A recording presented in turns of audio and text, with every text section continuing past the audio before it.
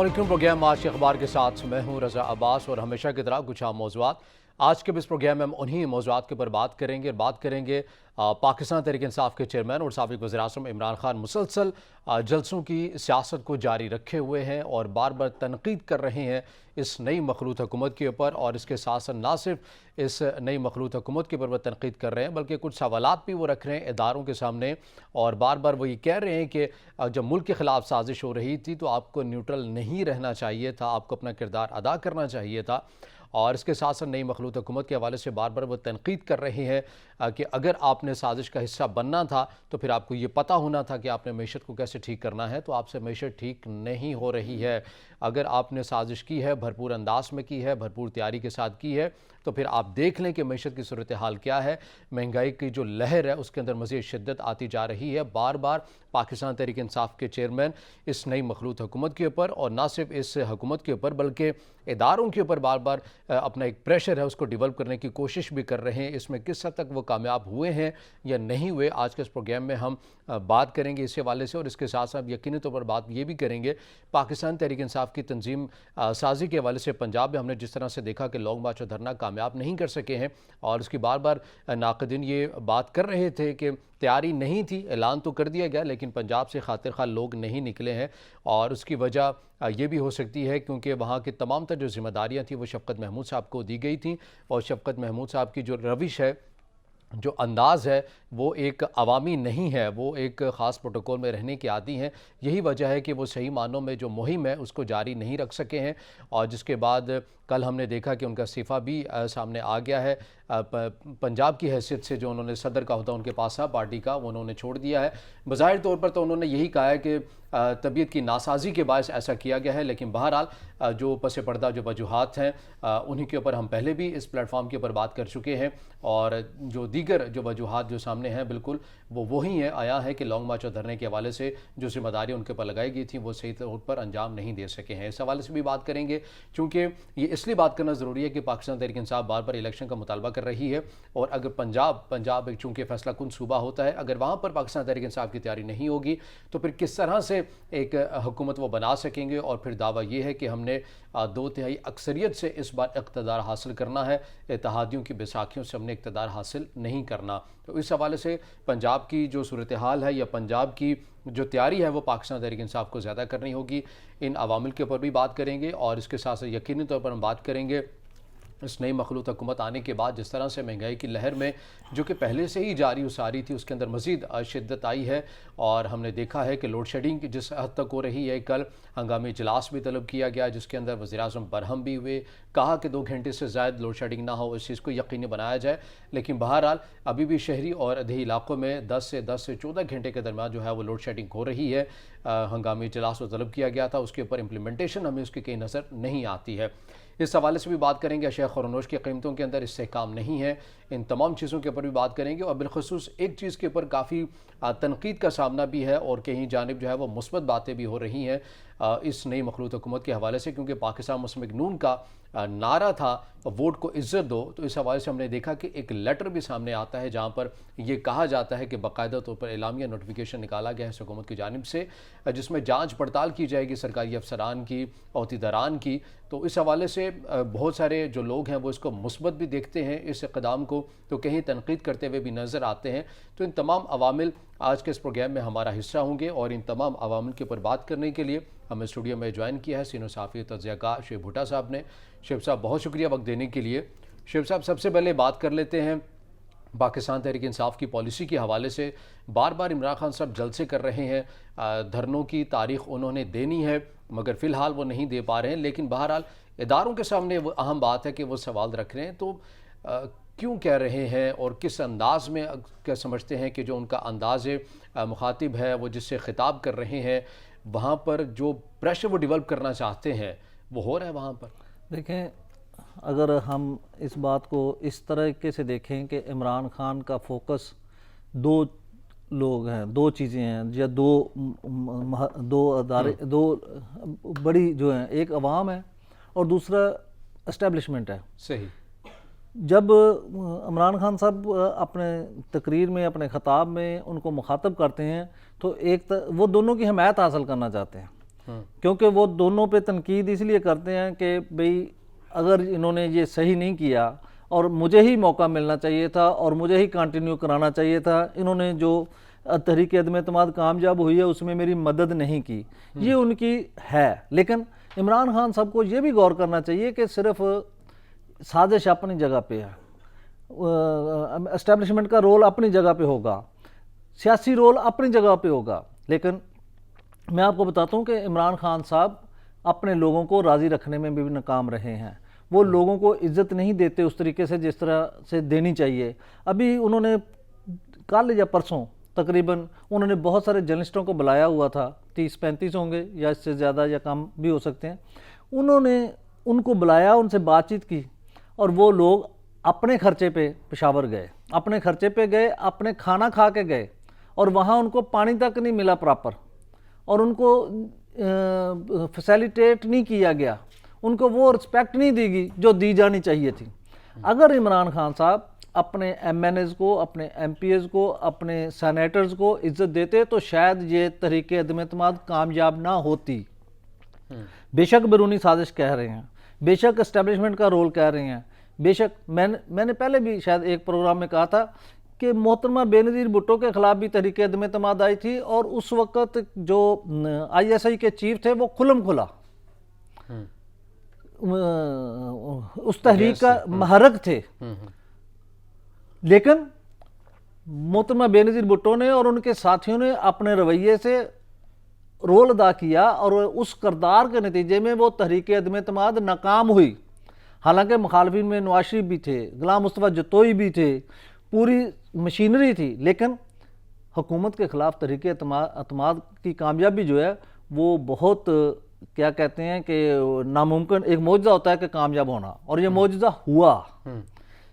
ہم نے تو سنا تھا کہ بلدیہ کا چیئرمین ہو، ایک ووٹ پہ منتخب ہوا ہو تو وہ نہیں تحریک عدم اعتماد اپنے خلاف کامیاب ہونے دیتا۔ یہ کیسی پرائم منسٹر یا کیسی حکومت تھی کہ اس کے پرائم منسٹر کے خلاف تحریک عدم اعتماد اور وہ کامیاب ہو سر گئی؟ یہاں پر اتحادیوں کا کردار زیادہ تھا نا، مطلوبہ جو سیٹیں تھیں وہ بھی اس حد تک نہیں تھی۔ پنجاب کی صورتحال دیکھ لیں، بلوچستان کی دیکھ لیں، یا پھر کراچی کے اندر بھی دیکھ لیں، کے پی میں ایک سوائے صوبائی حکومت کے مضبوط ہونے کے علاوہ وفاقی طور پر تو مضبوط نہیں رضا تھے۔ صاحب مجھے یہ بتائیں، آپ نے بات کی ہے، اتحادیوں کو مخالفوں نے کیا دیا ہے؟ کون سے ان کے مسائل حل ہوئے ہیں؟ کون سے ان سے وعدے پورے ہو گئے ہیں آج تک؟ آپ کے سامنے ہے، باپ 2 دن بعد صحیح پریشان ہے اور رو رہی ہے کہ تحریک عدم اعتماد ان کی تو کامیاب نہ ہو سکی بزنجوں کے خلاف۔ اتنے اگر یہ سیاسی طور پر مضبوط ہوتے، یا اتحادیوں کو دیکھیں، میں پھر کہہ رہا ہوں 3 سال کہ تو ساتھ رکھا نا، 4 سال تو ساتھ رکھا انہیں۔ اس وقت تحریک عدم اعتماد 3 سال پہلے کب آئی تھی؟ لیکن گلے شکوے جب آئی ہے، تو کیا ہے، جب آئی ہے تو کامیاب ہوئی ہے نا۔ یہ رویے ہوتے ہیں۔ اگر دیکھیں کوئی بندہ کسی کو گارائے کو بھی عزت نہ دے تو وہ آ جاتے ہیں، بات سن لیتے ہیں، چلے جاتے ہیں، لیکن ان کے دل میں نفرت پیدا ہوتی ہے، محبت پیدا نہیں ہوتی۔ یہ ہمارے پنجاب کا، سندھ کا، کے پی کے کا، بلوچستان کا کلچر ہے کہ آپ گارائے مہمان کو عزت دیتے ہیں اور اپنے ساتھیوں کو عزت دیں۔ دیکھیں آپ مجھے بتائیں کہ اگر آپ بھائی کو عزت نہیں دے گا تو وہ بھائی اکٹھے رہ سکتے ہیں؟ وہ اس سے خوش ہوگا؟ یہ درست بات ہے، لیکن رویوں والی بات ٹھیک ہے۔ اگر رویوں کی حد تک ہم بات کر لیں، جہانگیر ترین یا علیم خان ایک واضح مثال ہیں، لیکن باپ کو ہم دیکھتے ہیں اگر وہ کسی کے پلڑے میں اپنا وزن ڈالتا ہے تو ہمیں اس کی نوعیت کا بھی پتہ ہوتا ہے۔ ایم کیو کا بھی دیکھ لیں تو یہاں پر یہ عوامل بھی تو تھے جس کے اوپر پاکستان تحریک انصاف سوال کھڑے کر رہی ہے کہ جو نیوٹرل ہونے کے حوالے سے تنقید کا نشانہ بنا رہی ہے، وہ اس حوالے سے بھی تو کر رہی ہے۔ دیکھیں نیوٹرل ہونے سے یہ ان کو مضبوط ہونا چاہیے تھا، طاقت ان کے پاس تھی، حکومت ان کے پاس تھی، وہ اپوزیشن کے پاس تو نہیں تھی۔ اس طاقت اور حکومت اور اپنے رویے اور اپنے محبت کے نتیجے میں یہ لوگوں کو اور اپنے ساتھ ملا سکتے تھے، ان کی جائز جو شکایات تھی وہ دور کرتے، ان کے جو مسائل تھے وہ حل کرتے۔ اگر وہ حل نہیں کیے تو پرابلم ہوئے نا، ورنہ کیوں ہوتے؟ ایم کیو ایم کو میں کہتا ہوں کہ جتنے اتحادی گئے ہیں، کاف لیگ 2 ٹکڑوں میں بٹی ہے، یا کیا کہتے ہیں ایم کیو ایم چھوڑ کے گئی ہے، باپ چھوڑ کے گئی ہے، ان کے کون سے مسائل ایسے حل ہو گئے ہیں جی جو وہ اس کو چھوڑ؟ رویہ سب سے اہم ہے، مسائل اپنی جگہ پہ ہیں، سیاسی طور پر ضرورتیں اپنی جگہ پہ ہیں، لیکن ایک بات یاد رکھیں رضا صاحب کہ جب رویہ ٹھیک نہیں ہوتا تو لوگ خفا ہوتے ہیں، اور جب موقع ملتا ہے وہ اپنا رول ادا کرتے ہیں۔ لیکن اس کے ساتھ ساتھ جس طرح سے جو جلسے کر رہے ہیں عمران خان صاحب اور بار بار دباؤ تو بڑھا رہے ہیں اپنا نئی مخلوط حکومت کے حوالے سے، کیونکہ جس طرح سے مہنگائی کی لہر ہے یہ تو آنی تھی، یہ تو طے شدہ بات ہے، لیکن یہ سارا کا سارا جو ملبہ اس نئی مخلوط حکومت کے اوپر گرا ہے، اس کے کندھوں کے اوپر گرا ہے، اسی کو لے کر وہ عوام کے بیچ میں بار بار جا رہے ہیں اور جس طرح سے ان کے جلسے ہو رہے ہیں وہ بھی سب کے سامنے ہیں، تو پریشر تو وہ ڈیولپ کر رہے ہیں۔ یہ بات اپنی جگہ پر حقیقت ہے کہ عمران خان اس وقت عوام کے پاپولر لیڈر ہیں، لوگ اس کی بات سنتے ہیں، لوگ اس کے جلسوں میں جاتے ہیں، لوگ اس کے ساتھ ہیں۔ ہاں یہ الگ بات ہے کہ وہ اس کی جگہ پر مار نہ کھا سکے اس حکومت کی، لیکن وہ اس کے ساتھ ہیں، ان کی ہمدردیاں اس کے ساتھ ہیں، یہ حقیقت ہے۔ لیکن جو کمزوری آئی ہے وہ کمزوری اپنی جگہ پہ موجود تھی، اب بھی عمران خان صاحب کو دور کرنا چاہیے۔ میں آپ کو پوری ذمہ داری سے کہہ رہا ہوں کہ انہوں نے جو حال ہی میں 2 دن پہلے جو ملاقات کی ہے یوٹیوبر سے، جرنلسٹوں سے، اس میں وہ لوگ خوش نہیں آئے، وہ اس کے اخلاق سے، اس کی جو عزت افزائی ہے، اور حالانکہ وہاں پر کے پی کے حکومت ہے، کے پی کے حکومت بھی وہ رول ادا نہیں کر سکی کہ ان لوگوں کو کم از کم عزت تو دی جاتی۔ اگر وہ خوش نہیں ہیں تو اس کا مقصد ہے وہ پاپولر بیانیہ کے ساتھ اپنی مجبوری کے طور پر تو ابھی ان کے وہ پروگرام کریں گے یوٹیوبرز، لیکن جب ان کو سمجھ آ جائے گی تو وہ عمران خان کے وہ ہمدرد یا وہ دوست ثابت نہیں ہوں گے جو اس کے لیے پھر بھی کڑے وقت میں بھی اس کے لیے یہ تو عمران خان صاحب کے اپنے جو قریبی جو لوگ ہیں وہ تو اس چیز کو بڑے بہتر انداز میں ریپرزینٹ کرتے ہیں کہ دیکھ لیں کہ خان صاحب روایتی سیاستدان نہیں ہے، یہاں پر کوئی افطار ڈینرز نہیں ہوتی، یہاں بڑے بڑے دسترخوان نہیں سجائے جاتے، مختصر ہوتا ہے، بیت المال کا خیال کیا جاتا ہے، وہ تو اس چیز کو کیش کرتے ہیں۔ کون سا پہلی بار ہے؟ جب بھی وزیر اعظم آفس میں بھی تھے تو کوئی جاتے تھے اس کی تو خاطر تواضع ایک چائے اور بسکٹ سے ہوا کرتی تھی۔ رضا صاحب میرے جیسا ناچیز آدمی بھی 10 آدمیوں کو بلا کے کھانا کھلانے کی پوزیشن میں ہوتا ہے، کوئی ضروری ہے اس میں سرکاری وسائل ہی جھونکے جائیں؟ کیا محمود خان کی ذاتی جیب نہیں اجازت دیتی؟ کیا عمران خان کی ذاتی جیب اجازت نہیں دیتی؟ کیا شہباز گل صاحب کی ذاتی جیب اجازت نہیں دیتی؟ کیا زلفی بخاری کی جیب اجازت نہیں دیتی؟ یا ہمارے جو وہ ان کے ساتھی ہیں جو ان کے بنتے رہتے ہیں فیصل خان، فیصل کی جیب اجازت نہیں دیتی؟ جب یہ لوگ اپنے طور پر گھروں میں دعوتیں کرتے ہیں، رشتہ داروں کو ملتے ہیں، پارٹی، تو ان کے ساتھ یہی رویہ رکھتے ہیں؟ یہ نہیں ہوتا۔ یہ ضروری ہوتا ہے کہ آپ جب آپ کے پاس مہمان آئیں یا آپ جن کو بلائیں ان کو عزت دیں، ان کی خاطر مدارت کریں، ان کی تواضع کریں، تاکہ وہ آپ سے ایک اچھا امپریشن لے کے جائیں، آپ کے بارے میں ایک اچھی سوچ لے کے جائیں۔ چودھری برادران پنجاب کے لوگ آج تک ان کے دسترخوان کو یاد کرتے ہیں، آصف زرداری کے دسترخوان کو یاد کرتے ہیں۔ شریف برادران بھی گئے گزرے نہیں کہے جا سکتے اس معاملے میں، وہ بھی لوگوں کو بلاتے ہیں تو لوگوں کی اوبگت کرتے ہیں۔ یہ کوئی ایسا المیہ نہیں ہے کہ جس کو کنٹرول نہیں کیا جا سکتا۔ پاکستان تحریک انصاف کے حوالے سے جس طرح سے ہم نے پہلے بھی پروگرام میں بات کی تھی کہ پنجاب میں خاطر خواہ عوام کو وہ نہیں نکال سکے ہیں، اور پنجاب میں کل تبدیلیاں بھی ہوئی ہیں، تو آپ سمجھتے ہیں کہ اب بہتر طور پر وہاں کی جو عوام ہے اس کو یکجا کیا جائے گا اور اس کے اندر جس طرح سے ایک تحرک ہے اس کو پیدا کر لیا جائے گا جو قیادت کی تبدیلی ہوئی ہے؟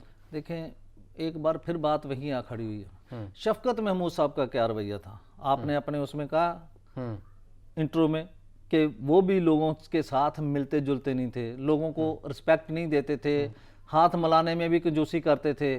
دیکھیں پالیٹکس جو ہے وہ لوگوں کے ساتھ ہے، لوگوں کو اکٹھے کرنے کا نام ہے، لوگوں کے ووٹ لینے کا نام ہے۔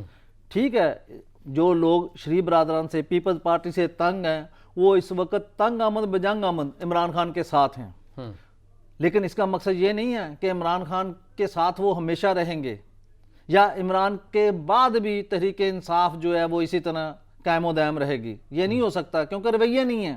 کس کو وہ اپنا لیڈر چنیں گے بعد میں؟ جی کون ہے وہ جو ان کو لیڈ کرے گا یا ان کو لے کر ساتھ چلے گا؟ اگر آپ عمران خان کے ارد گرد لوگ اس بات کو، شاہ محمود قریشی صاحب بھی اگر وہ اس بات کو ریلائز نہیں کریں گے، اس بات پہ نہیں سوچیں گے کہ ہمارے رویے کیا ہیں اور اپنے رویوں میں بدلاؤ نہیں لائیں گے، تو پھر یہ مسائل رہیں گے۔ یہ پھر نہیں پنپ سکتے. لیکن یاسمین راشدہ صاحب کا ہم نے دیکھا ہے کہ جس طرح سے انہوں نے لیڈ کیا ہے اور وہ نکلی ہیں اور ان کے حلقے کے جو لوگ ہیں انہوں نے ان کا ساتھ دیا ہے, مشکلات کو برداشت کیا, لاٹھی چارج کو برداشت کیا اور آگے نکلی ہیں, تو اب قیادت تبدیل ہوئی ہے, ان کو بھی ایک اہم عہدہ دیا گیا ہے پنجاب اور وسیع پنجاب میں. تو اب آپ سمجھتے ہیں کہ قیادت کی تبدیلی سے فرق تو پڑے گا؟ بہت پڑے گا.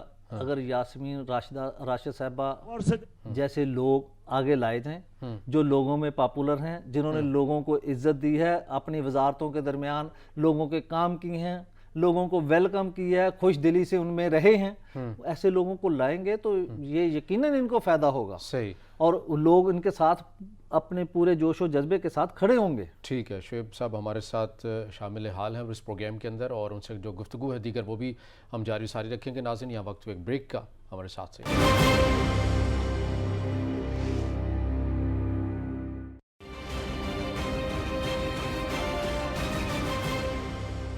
بریک کے بعد آج کے پروگرام میں آپ کو دوبارہ خوش آمدید کہیں گے, اور پروگرام کے اس سیگمنٹ میں ہم بات کریں گے مہنگائی کے حوالے سے. عوام خاصی پریشان ہے, ریلیف کے وعدوں کے اوپر ہر سیاسی جماعت آتی ہے, مگر مہنگائی کی جو لہر ہے اس میں مزید شدت آتی جاتی ہے. نئی مخلوط حکومت کے لیے بھی سب سے بڑا چیلنج مہنگائی ہی ہے, لیکن سخت فیصلے کرنے ہیں, اور نئی مخلوط حکومت یہ سمجھتی ہے کہ پاکستان تحریک انصاف ہی IMF کے ساتھ جو معاہدے کر کے گئی ہے, ہمیں اس کی پاسداری کرنا ہوگی اگر ہم نے IMF کے پروگرام میں رہنا ہے, اور اگر ایسا نہ کیا گیا تو خدا نخواستہ ملک پاکستان جو ہے وہ ڈیفالٹ کی جانب بڑھ سکتا ہے. شعیب بھٹا صاحب, یہ وعدے وعید کیے گئے تھے پاکستان مسلم لیگ نون کی جانب سے بھی, یہ تمام سیاسی جماعتیں کرتی ہی ہیں.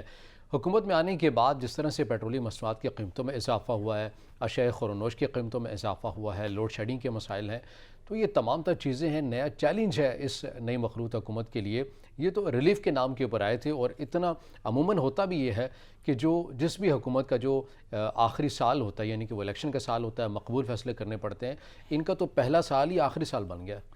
آپ کی بات بجائے, لیکن آپ اس بات کو سوچیں کہ یہ بہانہ کر رہے ہیں IMF کا, اپنی نااہلی کو چھپا رہے ہیں, اپنی ناکامی کو چھپا رہے ہیں. ان کا کام تھا جو وعدے کیے تھے ان پہ پورا اترتے, یہ یو ٹرن لے رہے ہیں. کیونکہ IMF نے جو شرائط عمران خان کے ساتھ یا تحریک انصاف کی حکومت کے ساتھ طے کی ہیں, وہ شرائط IMF نے دی ہیں. عمران خان نے تو نہیں کہا کہ ہم ان شرائط پہ آپ سے قرضہ لیں گے, انہوں نے بھی مجبور کیا. اگر میں یہ کہتا ہوں کہ اگر تب بھی یہ حکومت ہوتی تو تب بھی یہ شرائط ان کو ماننی پڑتی.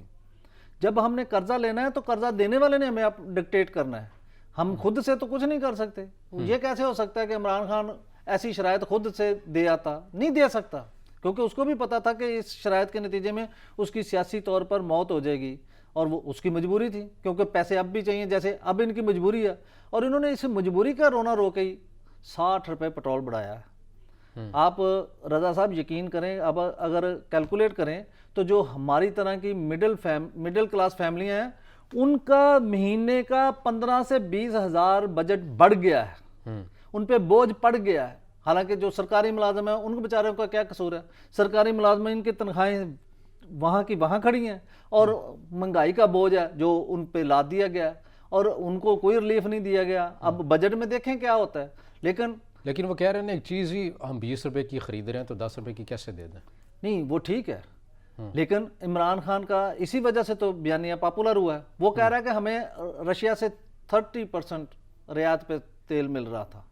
اگر اس بات کو صحیح مان لیا جائے تو پھر ہمیں اپنے فائدے کے لیے, اپنے قوم کے فائدے کے لیے سوچنا چاہیے. ہم کیوں تیل کسی اور سے لیتے ہیں پھر؟ اگر ہماری مجبوریاں ہیں, ہم نے IMF کے پابند ہیں, ہم امریکہ کے پابند ہیں, ہم یورپ کے پابند ہیں, ہم ان لوگوں کے پابند ہیں, تو پھر ہمیں ان مجبوریوں کا رونا نہیں. ان سے بات کریں کہ بھائی ہماری یہ پوزیشن ہے, ہمیں اگر رشیا سے تیل سستا مل رہا ہے آپ بھی سستا دیں. یہ تو ان کی قابلیت ہونی چاہیے کہ اسی ریٹ پہ جس پہ عمران خان دعویٰ کر رہا ہے رشیا سے تیل لینے کا, یہ سعودی عرب سے لے لیں, رشیا سے لے لیں. یہ دعویٰ سیاسی ہے یا حقیقت کے اوپر مبنی ہے؟ یہ دعویٰ دیکھیں, جب تک اس کی کوئی تردید نہیں کرتا, یا تو حکومت کہے نا, موجودہ حکمرانوں نے ابھی تک نہیں کہا کہ یہ دعویٰ جھوٹا ہے, رشیا اس قیمت پہ تیل نہیں دے رہا تھا. نہ رشیا نے انکار کیا ہے کہ میں تردید کی ہے کہ عمران خان کا بیان صحیح نہیں ہے, ہم ان کو 30% رعایت نہیں دے رہے تھے. کسی اور نے بھی نہیں کیا, تو پھر میں کیسے کہہ دوں کہ یہ جھوٹا ہے؟ وہ کہتے ہیں حکومت جانے سے پہلے 3 دن پہلے خط لکھا گیا اور اس کے اوپر کوئی جواب نہیں دیا رشیا نے. کس نے کہا یہ مفتاح اسماعیل صاحب نے کہا. مفتاح اسماعیل صاحب نے یہ تو نہیں کہا کہ تیل نہیں انہوں نے دینے سے انکار کیا, یہ رعایت دینے سے انکار کیا. خط نہ لکھنے پہ جواب نہ ملنے کی بات کر رہے ہیں. اگر جواب نہیں ملا تو وہ کھل کے کہیں کہ بھی ان کو کوئی جواب بھی نہیں ملا اور نہ وہ تیل دے رہا تھا اتنی رعایت پہ. تو یہ تو یا رشین انہوں نے کہا کہ جواب نہیں دے رہا، تیل ملنے نہ ملنے کے. انہوں نے کہا کہ 3 دن پہلے اس حوالے سے خط لکھا گیا جب حکومت جا رہی تھی، لیکن اس خط کا جواب تو خط تو جاری ہو گیا. خط لوگوں کو جاری ہوا ہے. خط تو حماد اظہر صاحب نے بھی جاری کیا ہے. کیا انہوں نے لکھا ہے کہ ہم نے ان سے 30% رعایت کے اوپر تیل مانگا تھا، لیکن مفتاح صاحب یہ کہہ رہے ہیں کہ رشیا نے اس حوالے سے کوئی جواب نہیں دیا. تو میں یہ کہہ رہا ہوں کہ رشیا کو کیا خط لکھا گیا کہ آپ تیل ہمیں دے رہے ہیں کہ نہیں دے رہے؟ آپ ہمیں دیں، ہم آپ کے ساتھ بات کرنا چاہتے ہیں، ہم آپ کے ساتھ ڈیل کرنا چاہتے ہیں. یہ پی ٹی آئی حکومت نے. ہاں تو انہوں نے جواب نہیں دیا. تو پھر وہ ایسے ہی کہہ رہے ہیں. تو پھر اگر وہ جھوٹ بول رہے ہیں تو ان کو کٹہرے میں لائیں، لوگوں کے سامنے بے نقاب کریں ان کو کہ یہ تو جھوٹ بول رہے ہیں. دیکھیں میں اور آپ یہاں بیٹھ کے کسی کو جھوٹ اور سچ نہیں کہا جا سکتا. کوئی ایسا پلیٹ فارم جو سب کے لیے قابل قبول ہو، کوئی کورٹ ہو، کوئی کمیٹی ہو، کوئی کمیشن ہو جو اس بات کو پروو کرے کہ کون سچا ہے کون جھوٹا ہے، تب بات بن سکتی ہے. نئے معاہدوں سے بہتر نہیں تھا کہ جو ایران کے ساتھ پہلے سے پاکستان پیپلز پارٹی کے دور میں ہوئے تھے اسی کو خان صاحب آگے بڑھا لیتے اگر آزاد خارجہ پالیسی ہی بنیاد تھی اور وہ اسی روش کو لے کے چل رہے تھے؟ دیکھیں رضا صاحب، اگر ہمارے اپنے ہمسایوں کے ساتھ تعلقات ٹھیک ہوں، جیسا کہ ایران کے ساتھ کوئی تعلقات خراب نہیں ہیں، اگر ہم اس سے تیل لیتے ہیں کیوں نہیں لے پا رہے؟ گیس کی پائپ لائن بچھی ہوئی ہے، ہم کیوں نہیں گیس لے پا رہے؟ صرف اس لیے کہ ہمارے پہ امریکہ کا پریشر ہے یا دباؤ ہے یا دوسری قوتوں کا دباؤ، یورپ کا دباؤ ہے، پریشر ہے کہ ہم ایران سے خریداری نہیں، کیونکہ ایران کے اور دنیا کے جو معاملہ چل رہے ہیں ایٹمی ری ایکٹر پہ، اس کے حوالے سے ہمیں مجبور کیا جاتا ہے اور ہمارے لیے یہ مصیبتیں کھڑی کی جاتی ہیں، ہمارے لوگوں کو اس پہ تو سر یہ مصیبتیں بھارت کے جھیلنی لیے پڑتی ہیں. کھڑی نہیں کی جاتی. بھارت کے تو تعلقات ہیں، ایران کے ساتھ ہیں، سعودیہ کے ساتھ ہیں، رشیا کے ساتھ ہیں، امریکہ کے ساتھ ہیں. دیکھیں آپ اس پہ مجھے ایک بات یاد آئی ہے کہ ایک دفعہ ایک چوکیدار بیٹھا ہوا تھا کسی کے دفتر کے باہر، تو لوگ دفتر میں جا رہے تھے. ایک شریف آدمی نے پوچھا چوکیدار سے میں اندر چلا جاؤں؟ اس نے کہا آپ نہیں جا سکتے. اس نے کہا وہ کھڑا ہو گیا سائڈ پہ. تھوڑی دیر بعد اس نے کہا سارے جا رہے ہیں، میں کیوں نہیں جا پا رہا؟ مجھے کیوں نہیں جانے دیتے آپ؟ اس نے کہا وہ مجھے پوچھ رہے ہیں. دیکھیں جب ہم مان رہے ہیں تو ہم پہ پریشر آ رہا ہے. اگر ہم نہ مانیں، اپنی ول دکھائیں، اپنی قوت دکھائیں اور ان کو قائل کریں، انہیں کہیں کہ ٹھیک ہے آپ کی بات ہم مانتے ہیں لیکن آپ وہ کریں جو ہمیں فائدہ پہنچ رہا ہے، کم از کم وہ فائدہ تو دیں.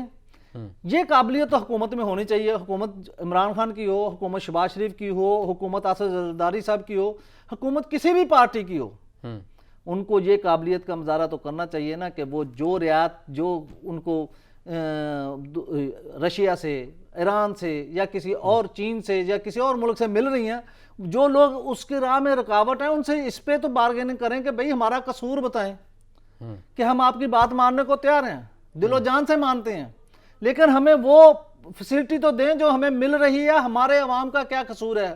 ہمارے عوام بلک رہے ہیں، بجلی مل نہیں رہی، پٹرول مہنگے سے مہنگا ہو رہا ہے، گھی بڑھ رہا ہے، مہنگائی آسمان کو چھو رہی ہے، لوگوں کے وسائل کم ہو چکے ہیں، مہنگائی کا بوجھ دن بدن پڑ رہا ہے، ابھی گیس مہنگی ہے، بجلی مہنگی. میں کہتا ہوں کہ کس چیز کا ذکر کریں؟ دال، آٹا، ہر چیز مہنگی ہے اور عوام مجبور ہیں، کیا کریں؟ لیکن یہ اس کے ذمہ دار کون ہے؟ اس کا تعین کرنا چاہیے. میں اپنے حکمرانوں کی بات نہیں کر رہا، میں اپنے حکمرانوں کی نہلی کی بات کر رہا ہوں کہ ان کو چاہیے کہ بارگیننگ کریں، اپنی پوزیشن بہتر بنائیں. جو لوگ ان کو کہتے ہیں کہ آپ یہ نہ کریں، انہیں کہیں ٹھیک ہے 100 بسم اللہ ہم نہیں کرتے. آپ ہمارے ساتھ کیا کریں گے؟ آئی ایم ایف قرضہ دینے کے لیے شرائطیں بڑھا رہا ہے اور سخت کر رہا ہے، لیکن ہم مجبور ہیں. چائنا سے آپ نے مزید قرض لے لیا. ہاں جی، چائنا سے لے لیا. پھر اگر آئی ایم ایف نے دے دیا تو پھر اور جگہ سے بھی آئے گا، لیکن آئے گا تو قرض نا، بوجھ ہی بڑھے گا نا، قوم پہ ملک پہ بوجھ ہی بڑھے گا، ہم اور دنس جائیں گے. ہمارا کیا، ہم اس سے کیا یہ تو بات کی ریلیف جاتی کیا تھی ملے کہ گا؟ جو نئی مخلوط حکومت ہے بڑی تجربہ کار ہے، یہ تو نکال دے گی اس معاشیتوں پر بھور میں جو پھنسی ہوئی ہے ملک کی معیشت. تو اگر انہوں نے بھی قرضوں سے معیشت کو چلانا ہے تو پھر رہنے دیتے، پھر اتنا احتجاج، پھر مہنگائی، مکاؤ مارچ، ان کی کیا وجہ سے ابھی پوائنٹ تک تو سکورنگ کرنے ہیں دیکھیں، سیاسی؟ ابھی تک تو ان کی قابلیت، ان کا کھلاڑی پن ہونا، ان کا تجربہ، ان کا مشاہدہ سب درا کا درا ہے. عوام بلک رہے ہیں. آپ کسی پٹرول پمپ پہ چلے جائیں، کسی مارکیٹ میں چلے جائیں، اور وہ لوگ دکاندار جو ان کو سپورٹ کرتے تھے آپ یقین کریں اب وہ بھی رو دو رہے ہیں, وہ بھی فیس نہیں کر رہے. سر یہ جو وزراء نے اپنی کٹوتی کی ہے, اس سے کوئی عوامی پریشر جو ہے, عوامی رد عمل کچھ کم ہو جائے گا؟ نہیں, اس کا آؤٹ پٹ کیا ہے, کتنی کٹوتی ہو رہی ہے, اور وہ کٹوتی اگر جو وزراء سے ہوگی یا جو ایم این اے سے کریں گے, ابھی ایم این اے کی تو بات نہیں آئی, ایم پی ایز کی تو بات نہیں, ابھی تو صرف وزراء کی بات ہے. کتنے وزیر ہیں, ان کا کتنا پٹرول لگتا ہے, اور وہ جو بچت ہوگی اس کا یہ کیا کریں گے, ان کے پاس کیا منصوبہ ہے؟ 2,000 روپیہ دے رہے ہیں بابا, تنخواہ کم ہے, 40,000 روپے جس کی تنخواہ ہے اس پہ 40,000 روپے کی تنخواہ والے پہ بوجھ 20,000 کا پڑ گیا, اور 2,000 روپے دے رہے, وہ کیا 2,000 روپے کو کرے گا جی؟ 2,000 روپیہ سامنے رکھ کے دیکھتا رہے گا, اس کو خرچ نہیں کرے گا. لیکن سر مہنگائی کی ایک بڑی وجہ جب تک آپ کے ملک کے اندر سیاسی طور پر استحکام نہیں ہوتا, یہ بھی بڑا عنصر ہوتا ہے, کیونکہ مارکیٹ دیکھ رہی ہوتی ہے ان تمام چیزوں کو. اگر نیوٹرل ہیں وہ ادارے تمام, تو پھر یہ تمام موقع جو ہے وہ سیاسی جماعتوں کو غنیمت نہیں سمجھنا چاہیے, مل بیٹھیں اور خود اپنے لیے رائے حل نکالیں, تمام چیزوں کے حوالے سے مل بیٹھ کے ایک نیشنل ڈائیلاگ کر لیں, اور بہتر ہو جائے گا کہ بجائے کہ ایک دوسرے کے اوپر تانے کرنے ہیں, جلسوں دھرنوں کی سیاست کرنی ہے. متحمل نہیں ہو سکتے ہم جلسوں دھرنوں کی سیاست کے. دیکھیں, جس ملک کی عوام مطمئن ہو نا, وہاں کوئی سازش کامیاب نہیں ہو سکتی, کوئی تبدیلی نہیں آ سکتی. جب عوام تنگ پڑتے ہیں, جب عوام مہنگائی کے بوجھ تلے دبتے ہیں, جب عوام کو انصاف نہیں ملتا, جب عوام در بدر ہوتے ہیں, جب ان کو ذلیل و خوار کیا جاتا ہے, تب انقلاب آتے ہیں, تب تبدیلی آتی ہے, ادروائز نہیں آتی. پہلے عوام کا سوچیں. جس حکمران نے بھی, جس پارٹی نے بھی لوگوں کے دلوں پر حکومت کرنی ہے, وہ لوگوں کو ریلیف دے, لوگوں کی مشکلات کم کرے, لوگوں کو انصاف دے, لوگوں دیکھیں. لیکن سر یہ والی عوام بڑی, لوگوں کو عزت دے. عوام یہ والی جو ہے ہمارے ملک پاکستان کی, یہ بڑی امید کی بنیادوں کے اوپر صحیح طور پر گامزن ہے, کیونکہ ہمیں یاد ہے پاکستان تحریک انصاف کی حکومت جب آئی تھی تو اسد عمر صاحب نے کہا تھا کہ اتنی مہنگائی آنے والی ہے کہ چیخیں نکل جائیں گی اس عوام کی, اور عوام نے واقعی چیخیں ماری بھی نہیں ہے, نہ کوئی باہر نکلتے ہوئے نظر آئے. اور آج تو 2 گنا ہوگی, آج بھی بس اپنے اپنے گھروں میں بیٹھ کے سوشل میڈیا کی حد تک ہیں, باہر سڑکوں پہ تو کچھ نظر نہیں آتا. لوگ بد دعائیں دے رہے ہیں, لوگ حال دہائی کر رہے ہیں. معاملہ یعنی بدعاؤں تک ہی ہے نا, یہ تو کب سے ہے. آپ کو جو توقع ہے کہ وہ آ کر گلے پڑیں, سول وار شروع ہو جائے, وہ عوام سمجھدار ہے, ان کو پتہ ہے. نہیں, ہم تو یہ نہیں کہتے کہ سول وار ہو جائے, لیکن کم از کم جس طرح دیگر ممالک میں ہوتا ہے, مثال کے طور پر فرانس کی مثال لے لیں, پیٹرولیم مصنوعات کی قیمتوں میں 1 یا 2% بھی اضافہ ہوتا ہے, تو ان کو کوئی سیاسی جماعت لیڈ نہیں کرتی ہے, بلکہ وہ اپنے حقوق کے لیے خود باہر آتے ہیں اور پھر قیمتوں کو ریورس بھی کرواتے ہیں. ایسی تحریکیں پاکستان میں فی الحال نہ ہونے کے برابر ہیں. ہمارے ہاں عوام اتنی تعلیم یافتہ کہاں ہے, لوگوں میں اتنا شعور کہاں پر ہے, لوگوں کو اپنی روٹی کے لالے پڑے ہوئے ہیں, شام کو روٹی کیسے بنانی ہے, سالن کہاں سے آنا ہے, ہم کیا کریں, مزدوری بھی چھوڑ دیں, وہ آ کے بیٹھ جائیں. یہاں پر کون سنتا ہے؟ کبھی احتجاجوں کی بھی آج تک کسی کے کان پہ جوں رینگی ہے؟ ہاں, وہ قوتیں جن کا کردار ہے, جن کا رول ہے, وہ جب عوام تھوڑا بہت ہلچل کرتی ہے تو اس کا فائدہ اٹھاتی ہیں. عمران خان کتنا کلپ رہا ہے, کتنے جلسے کر رہا ہے. اس سے پہلے نون لیگ کر رہی تھی, پیپلز پارٹی کر رہی تھی, بلاول صاحب سندھ سے ریلی لائے تھے, مریم لگی ہوئی تھی, سارے لگے ہوئے تھے, لیکن اس کے باوجود اس کا فائدہ تو پہنچا کہ رجیم چینج ہو گئی.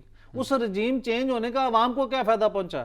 اور دوسری بات رضا صاحب, دنیا میں جتنے بھی انقلاب آئے نا, اس کے بینیفیشری 2-3 ہزار سے لوگ زیادہ نہیں رہے ہیں. بے شک فرانس کا, بے شک ایران کا انقلاب ہے, بے شک کوئی اور انقلاب ہے, صرف وہ لوگ بینیفیشری ہوتے ہیں جو ان کے قریب ہوتے ہیں, جو ان کے ٹیم کا حصہ ہوتے ہیں. باقی عوام وہیں کی وہیں رہتی ہے اور اسی طرح مسائل سے دوچار رہتی ہے اور مسائل کا شکار رہتی ہے. سر پروگرام میں آخر میں بات کر لیتے ہیں, وقت بالکل ختم ہو گیا. ووٹ کو عزت ہو کا بیانیہ تھا پاکستان مسلم لیگ نون کا, ایک لیٹر نکالا گیا جس میں تمام سرکاری افسران اور عہدیداران کی جانچ پڑتال کا جو کام ہے ملک کی ایک اہم ایجنسی کو دے دیا گیا ہے. کافی تنقید اندر سے اور باہر سے بھی ہو رہی ہے, کیسے دیکھتے ہیں اس اقدام؟ دیکھیں, ووٹ کو عزت دینے کا اس سے کوئی تعلق نہیں ہے. یہ 100% ان سرکاری افسران کی رپورٹیں دیں گے جن کے مسائل ہیں, جو کرپٹ ہیں یا جو کارکردگی میں پورا نہیں اترتے, جن کا میرٹ نہیں ہے, جو لوگ اپنے الگ سے کاروبار بھی کرتے ہیں اور حکومتوں میں بھی بیٹھے ہوئے ہیں, جو بینیفیشری ہیں ان عہدوں کے, ان کے متعلق آئی ایس آئی اگر رپورٹ دیتی ہے تو اس کو جانچا جا سکتا ہے. وہ کیا, اس میں کیا ان سے بری بات ہے؟ آئی ایس آئی اس ملک کی ایجنسی ہے, وہ اور اتنے کام کر رہی ہے، ایک یہ کام بھی کر لے گی. ان کو نہیں پتا کون سا جو بیوروکریٹ ہے کرپٹ ہے اور وہ کتنے عرصے سے ایک ہی سیٹ پہ بیٹھا ہوا ہے، اس کا لوگوں کے ساتھ کیا رویہ ہے. میں تو کہتا ہوں جو بیوروکریٹ فائلیں روکتے ہیں ان کے بارے میں رپورٹ ہو تو ان کو واقعی عہدوں سے ہٹا دینا چاہیے، بلکہ ان کو پنش بھی کرنا چاہیے کہ وہ عوام کی سہولت کے لیے ہیں، عوام کی خدمت کے لیے ہیں. وہ افسر بن کے بیٹھے ہوئے ہیں ٹھنڈے کمروں میں، اے سیوں میں، اور عوام باہر دروازوں پہ کھڑی رہتی ہے. ان کو کوئی پوچھنے والا نہیں ہوتا، ان کو کوئی بلانے والا نہیں، ان کے مسائل حل نہیں ہوتے. آپ اندازہ کریں، جا کے دیکھیں کبھی سول سیکریٹریٹ میں کہ لوگوں کے ساتھ کیا رویہ ہوتا ہے، کیا سلوک ہوتا ہے. ملتے نہیں ہیں افسر، فائلیں ہیں 6 سال، مہینہ 2 4 6 مہینے پڑی رہتی ہیں افسروں کی ٹیبلوں پہ. اس ٹیبل سے نیچے نہیں جاتی، نیچے والے کہتے ہیں ہمارے پاس نہیں آئی، اوپر والے کہتے ہیں ہمارے پاس نہیں. فائل ہی نہیں ملتی لوگوں کو. صحیح، ٹھیک ہے، آپ کا پوائنٹ آ گیا. انٹرسٹ ہوتا ہے وہ فائل فوراً پہ یہ لگ جاتا ہے. وقت بالکل ختم ہو چکا ہے، آپ کا پوائنٹ آ گیا. سینئر صحافی تجزیہ کار شعیب بھٹا صاحب ہمارے ساتھ موجود تھے. آپ کے وقت کا بہت شکریہ. ناظرین، آگے پروگرام سے اتنا ہی، اجازت دیجیے. اللہ حافظ.